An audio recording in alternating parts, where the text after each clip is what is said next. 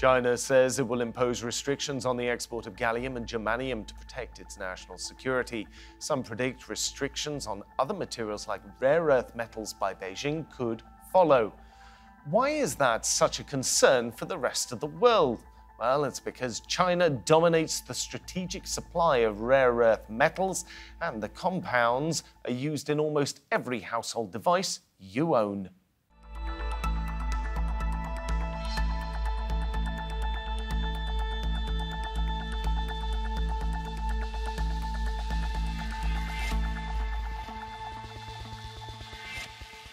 Welcome to Roundtable. I'm Philip Hampshire.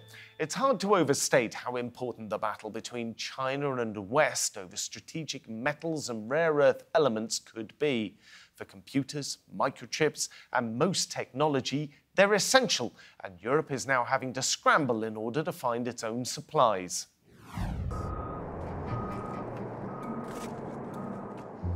Rare earth elements are a deep part of modern life, even if most of us are oblivious to their existence.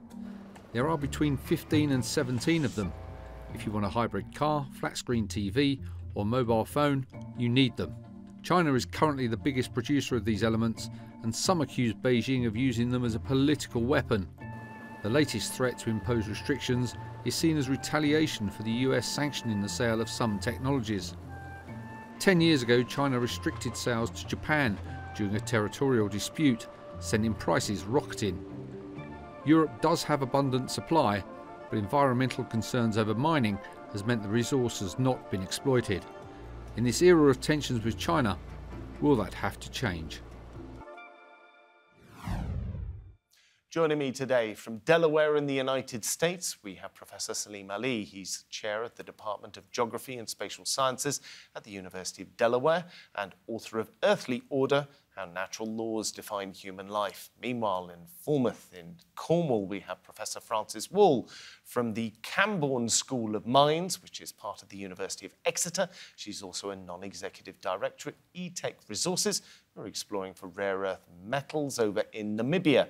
And finally, in Bonn, in Germany, we have Raimund Bleischwitz. He's a scientific director at the Leibniz Center for Tropical Marine Research. Thank you very much, everyone, for joining me. Saleem, if I start with you, I need to make a distinction before I get a lot of viewer complaints in between rare earth elements, which are 15 or 17 elements as people define them, and strategically important minerals, things like gallium and germanium, which at the moment seem to be in short supply. But if very briefly I lump all of them together, why is there such a crunch in these things? Why are they so important? So rare earth elements are defined variously by different countries and communities, but in general, chemistry professionals define them as those elements at the bottom of the periodic table that you often see. And they are very important because of a range of properties coming from their atomic structure, especially magnetism. They're really important for high-powered magnets in wind turbines, for example, and other technologies which require those kinds of magnets, disk drives in computers. Some of the rare earth elements are also used in our mobile devices, in the screen coloring that we see in digital TV sets, and all kinds of computer interfaces for visuals. So that's kind of the range of their use, and that's why they're so important. If we have a look at production of these around the world over the course of the last couple of decades, specifically focusing on China, in 1993, rare earth production by China was around 38% of the world's supply. By 2008, it was 90%. By 2011, it was 97%. Frances, what on earth has happened there to allow China to end up with 97% of the production? Is it because they can only be found in China? So not at all. Rare earths are all around us, just like they are in use, then in the ground, they are there. But what you need to produce them is a real special place where the rare earth elements have been concentrated. And China have by far the world's biggest rare earth deposit at a place called Bayan Obo in Inner Mongolia. And they also have some other kinds of deposits called ion adsorption deposits. And they made a positive decision. The Premier of China said, as Saudi Arabia has rare earths, as Saudi Arabia has oil, China has rare earths, and they built up their rare earth industry so they could compete on price with the rest of the world. And other places like Mountain Pass in the USA, which was producing rare earths and was one of the big producers in the early 90s, they've all stopped over time, and China's gained a real dominant position, which starts from that original mining of rare earths, but goes all the way through the refining and then the manufacturing with rare earth elements. Certainly, if we would look at sort of production capacity for them and processing capacity, China even has sort of 85% of that market as well. Now, if we were to look at this situation sort of from a global perspective, one of the reasons why China has been restricting exports of things like gallium and germanium, or at least threatening to do so, is that the US has been blocking China's access to things like computer chips. And so China says, well, if we can't have the computer chips, you can't have some of the components you require to make them. So that puts everybody else around the world in a slightly difficult position. Francis, what do they do about that? Are they opening up mines? Are they finding new processing outlets? What does the rest of the world do? So it depends on what element is being restricted. But if you imagine you're a manufacturer, the first thing you could do if you can't get what you want so easily anymore is to stop using it. And that immediately happens. But the thing about what we call critical minerals and the rare earth elements is that they really have these super properties, as Saleem explained. And so it's really hard to stop using them. So the companies have to have them. When something like this happens, the equivalent of the announcement you just said about gallium and germanium, then the price goes up. That's the first thing that happens. So companies have to decide if they're going to pay more. And then they look for alternatives. Are there alternative sources of supply outside China? And for rare earths, the answer is definitely yes. They look at cleverer technologies so they can use less or maybe change completely to another technology. And they look at where the resources are where you don't have to mine them. And so they actually look at whether you can recycle from the materials that we're already using when they reach the end of life. Raimund, how on earth did we end up in this position where one country has a completely dominant position in a set of elements, and it's not a single element, it's a whole set of them that seem to be pretty important to everyone else? It is definitely pretty important, yes. What it requires is a political and industrial continuity in mining and processing. And that has not always been the case. Look at the US. They have reopened their mine in Northern California in the year 2008 or 9, and then it went bankrupt again in the financial crisis. Look at the European Union. They have diversified. Ukraine had become the 5th most important supplier to Germany. And guess what happens 2 years ago under the Russian aggression? So the continuity needs to be maintained. And what it requires in addition is to really set up a circular economy for rare earth elements, to recover the rare earth elements from, for instance, permanent magnets. And that, again, requires continuity in investments. Do you think that's possible in the current environment that we're in? Or is everybody going to be scrabbling a little bit too quickly, Raimund? It is not only possible, it is also necessary. Look at, for instance, what the European Commission has just proposed in their Critical Material Act a few weeks ago. They require 15% of the future demand coming from domestic sources, including reuse, by the year 2030.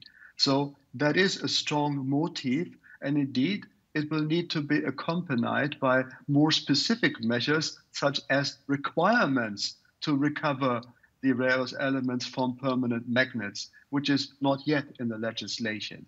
But it's a starting point. Saleem, I'm assuming you're in agreement with that. Well, ultimately, our goal should be a circular economy. The challenge is that these rare earth elements are used often in very small quantities in the appliances in which they're applied. And so economically recovering them from some of their uses is very problematic without some kind of subsidy. There are cases, for example, of these elements occurring at lower concentration in the device than they occur in the mineral ore body. So that makes it economically very difficult to extract. Plus, the extraction is often chemically very intensive, even from the recycled sources, if you don't design the products well enough for recycling. So there are these technical challenges, which, if met, of course, should be our goal. There are also some of these metals for which we do not have enough recycling stock, because the demand is growing so much that we simply do not have enough of those metals in current stock. And this is the real tension, is how long do we want to have the product in a durable device so that it's available for recycling, versus having a more short-lived product so you could recycle it. So there is some sustainability science questions also about what's the ideal life of the product. Should a car battery is 10 to 15 years for electric cars, neodymium magnets and wind turbines 10, 15 years? How long do you want them to be? Because from a sustainability perspective, ideal goal is that they should last as long as you can, so you don't have to build new infrastructure, but then you can't recycle them as well. So that's something we have to negotiate. Raimund, let me bring this over to you. Yes, a quick point here. That's all correct what Saleem has said. But let us also consider the mining waste, the toxic waste that comes with the mining of rare earth element. 1 ton of rare earth elements production comes with 2 tons of toxic waste and 1 ton of wastewater. So there's an ecological price that is currently paid with the mining. And indeed, I would guess this can be significantly improved, but there's a large barrier to it too. So it's not just the challenges to recycling, but also the overlooked environmental and social costs. When we look at social costs, we have illegal smuggling into China. We have all the difficult conditions in Myanmar, for instance. So there's a price that also is paid currently by people. Well, Raimund, I don't want to be mean against the environmentalist movement here, but if I were to have a Chinese government spokesman sitting here alongside me, he would almost certainly say something along the lines of, well, look, Europe and North America could have these mines if they wanted them, but as you've just said, Raimund, they come with environmental costs, and the environmental movement in Europe means that those mines have just been politically or economically untenable in the current environment, which is a little bit strange because we're using these rare earth elements for things like wind turbines and for environmental processes. So how do we square that circle? That seems like a very difficult logic problem to deal with, Raimund. Well, we need to be honest to ourselves that when we do an energy transition here, in order to become clean, we also have to apply full due diligence along the entire supply chain. And that means first having knowledge of how mining is happening, to do possibly the mining better, about which Francis can say more, and indeed also make sure that any regulation that can be developed will also be implemented. So we would have some chances, by the way, to also do rare earth element mining in Europe. You could look at Scandinavia or Southeast Europe, but yes, you're absolutely right. The environmental concerns are there and they need to be handled. So again, an alternative would be circular economy, but you're right about making the point. Thanks. Let's bring that across to Francis, because Francis, you are involved in the mining industry. The mining industry has a very bad PR rap at the moment, doesn't it? So we've got 2 problems now to square the circle on. Yes, I think for the last 20 years, the mining industry as a whole has realized that its reputation is not so good, and it's been working to try to improve that and really improve the way that metals and minerals are produced. And I think the important thing for rare earths is an amazing different sorts of geology that host potential rare earth deposits. And they all have pros and cons and different ways in which they're produced. And so as exploration projects go through the stages towards mining, you need to look very carefully at what the ore is like, about how it will be produced, and design the most environmentally friendly way forward. And there are ways that you can really check with techniques like life cycle assessment at certain stages to look at whether it will be a low carbon source, what might be the potential pollution and how will you mitigate that, And really importantly, how will you interact with the local community? What will the transparency and governance be? And then how will you send your metals on into a circular economy? Because of course, metals are really sustainable materials. So two important things. One, I think when you produce in the first place, you're extracting the metal from the minerals in the ground, and you need to exchange that, you like, for sustainable development in the community around. And then you need to send that metal on into a long life in a circular economy where it will be reused and recycled. Francis, do you think it'll ever be possible to have those mines back in Europe or North America again? Or is Europe going to be left in this sort of slightly uncomfortable, not quite hypocritical, but almost hypocritical position of being accusable by everyone else of, oh, well, you're just exporting your environmental problems to Libya or Morocco or Namibia or somewhere else around the world? So first of all, I think yes is the answer to your question. It's certainly possible to have mines in Europe. There are very many mines in Europe already. Don't forget that. So there are already operators. And a really good rare earth example there would be the deposit that actually Raimund, I think, referred to in passing at the company LKAB, which is in Sweden. They are already mining iron ore, and they now have the chance to develop rare earth as a byproduct in a phosphate mineral alongside the iron ore. So that's one from Europe. And do we want to, pass off the environmental footprint, somehow send it off to places like Namibia? Well, yes, please. Let's mine in Namibia, but not by passing off a terrible environmental footprint, for heaven's sake. Let's get it right in Namibia. Namibia can, lead on sustainable development. And that's actually where the project I'm associated with is. And what we're trying to do there is actually a slightly different thing. We take it for granted that we will only develop a deposit in an environmentally and socially friendly way. Okay, we wouldn't go forward if it wasn't like that. But what we're looking for is we've joined up with with another couple of companies in Namibia and made a rare earth alliance. And we really want to know, okay, so the mines are in Namibia, but how do countries like all the countries in sub-Saharan Africa, they don't just want to mine and then ship to Europe. Thank you very much. How do we really build the value chain in Africa so that we can really help the economic development of those countries? What stage of processing do we go to? Do we refine the rare earths and sell the much higher value products on? Do we take part in recycling in the future? And I think these are some really interesting challenges for Europe.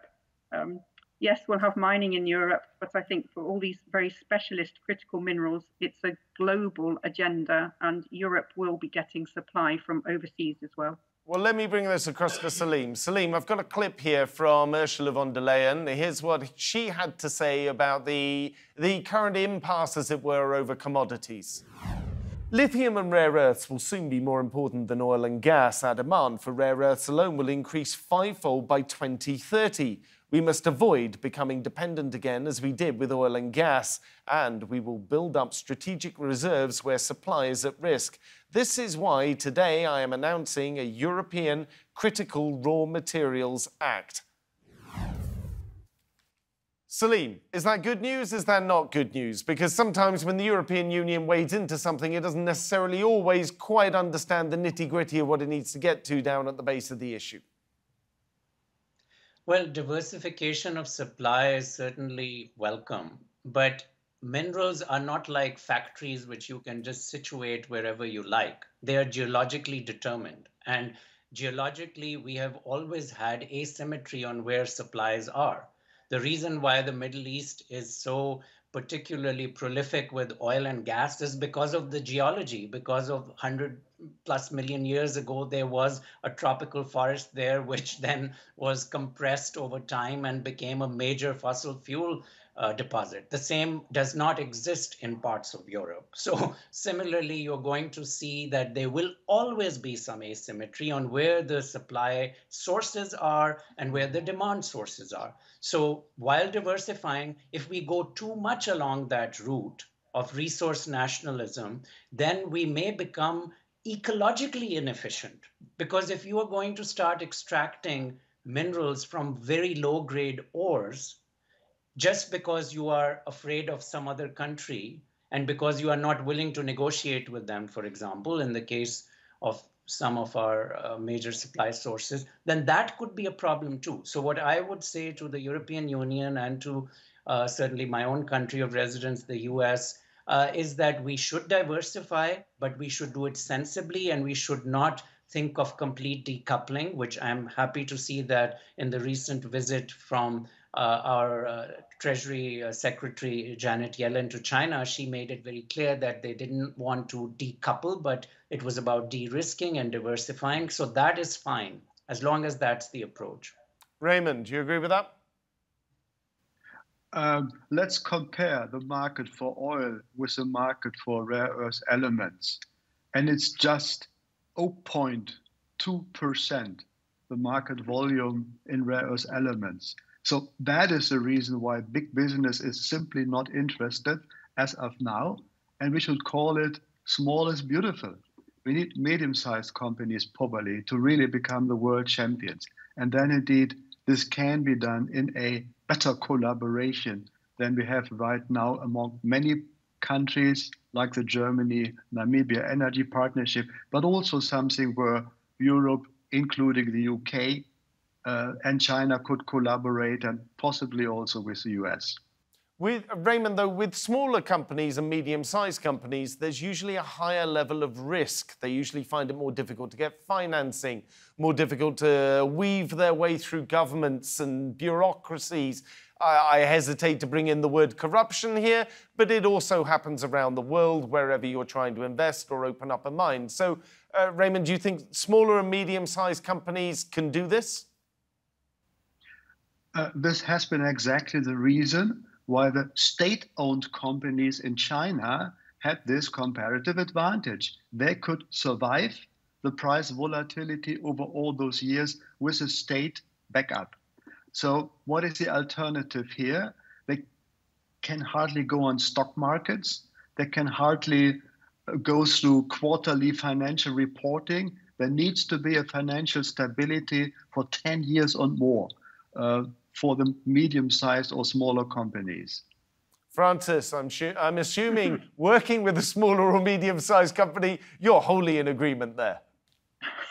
Yes, well, I wanted to say immediately that, of course, most exploration for these kind of specialist minerals like rare earths is done by small companies, and very many of them are indeed on stock markets. And so, depend on investors coming and investing in those projects. And of course, minerals are always regarded as a relatively high-risk project. We can't immediately see what's below the ground. You have to go and explore.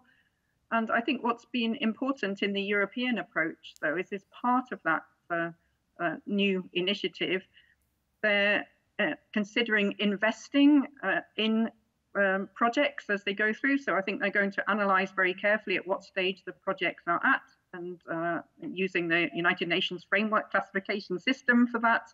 And then they'll be able to judge and hopefully lend money and help projects on their way. Because I think that is a big holdup for the small companies, is spending a lot of time raising the next tranche of investment so that you can go on and do the next step in your exploration and development.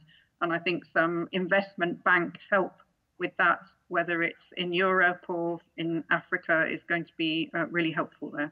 Saleem, is Europe in a slightly worse position here than North America is? It's a much smaller place and it's much more densely populated. Certainly Canada with the Great Canadian Shield, the United States with the Midwest, and also, of course, Mexico to the south and then South America. Is the United States in a better strategic position for rare earth metals and these strategically important minerals? Not necessarily, because America has a very litigious culture, especially when it comes to environmental laws. And so opposition to mining can be litigated by very well-resourced NGOs in the US who have far more money than the European NGOs to litigate. So actually in the US, it can be very difficult to start a new mine. In Europe, you do have the density issue in parts of certainly Central and Southern Europe, but Scandinavia has a huge advantage. Sweden, as noted, has had a long history of mining. It has, in fact, 3 World Heritage Sites related to mining. Finland has been much more receptive to mining than many other European countries.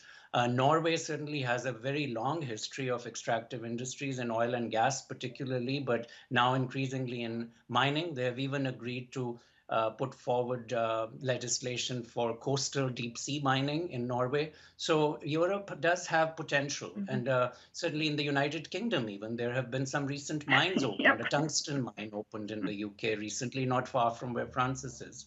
And a lithium one as well. Well, Saleem, Francis, Raimund, thank you very much, all three of you, for joining me. It's been a pleasure to have you on the show, but I'm afraid that's all we have time for. Remember, you can see more discussion and debate if you head on over to our YouTube channel. Just go to YouTube and search for Roundtable TRT World.